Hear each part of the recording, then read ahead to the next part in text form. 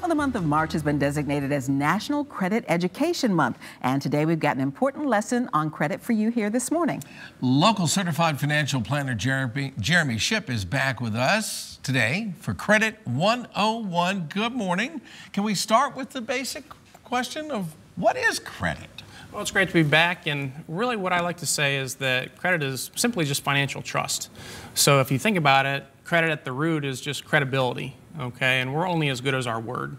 So in the financial sense, well, let me put it this way. Let's say you have two friends, Susie and Joe, and they want to borrow some money from you. Now, Susie, she's great. You can count on her, no problem. She's going to make her payments back to you on time. Everything's great. You can actually set your watch by the payments she makes, how consistent she is.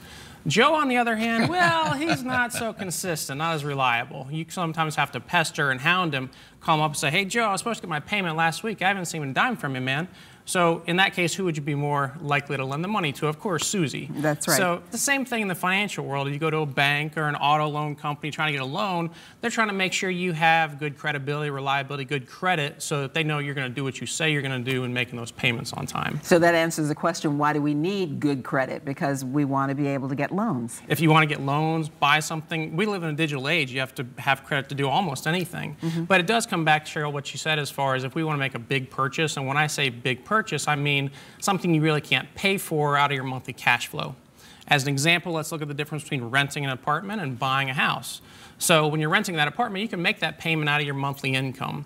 But when you go and buy that house, let's say you're going to buy a $250,000 house, well, most people don't have $250,000 sitting around in their piggy bank they can smash and go buy that pile of bricks with, right? So you got to have that credit to be able to get that loan from the lender to be able to buy the things we need and want throughout our lives. So that leads us to credit scores, I guess, at this point. Good credit. And good credit and how that's all worked out. Yeah, well, good credit's pretty important. I mean, when you look at the difference between bad and good credit, so those three little numbers can mean a whole lot, all right? So it's kind of like above 700 is good credit, below it is not so good.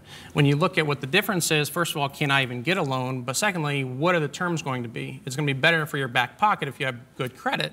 If we go back to that house example, $250,000 loan, if you have good credit, maybe you get a 30-year loan at 4%. If you have bad credit, maybe now they're going to charge you 6%. Well, that's a difference of $300 per month on that payment. $3,600 per year. It's the same house, you're the same person, but because those three little numbers are a little different, you're going to pay a whole lot more. And can we fix our so-so credit and make it good credit?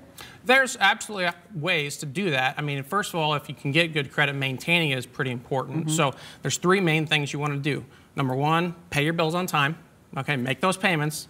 Number two is you want to have multiple lines of credit. So even if you have credit cards and lines you're not using, leave them open. And if you only have a couple, maybe you open another one but don't use it. And the number three is how much are you using of your credit? So you don't want to max everything out. You want to keep what they call your credit utilization under 30%. That'll be a really good mark for you. So I had a friend tell me not too long ago that the credit score is not about me, it's about making it more convenient for the credit companies. But from what you're saying, it really is going to affect me, isn't it? Oh, absolutely. I mean, it's for them to make it easier for them to score whether they're going to give you money or not.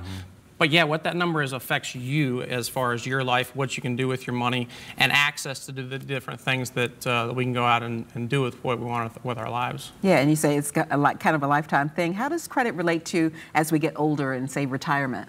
Well, it's great you bring that up because a lot of people think that you don't really need credit in retirement. Why would I need that? What am I doing?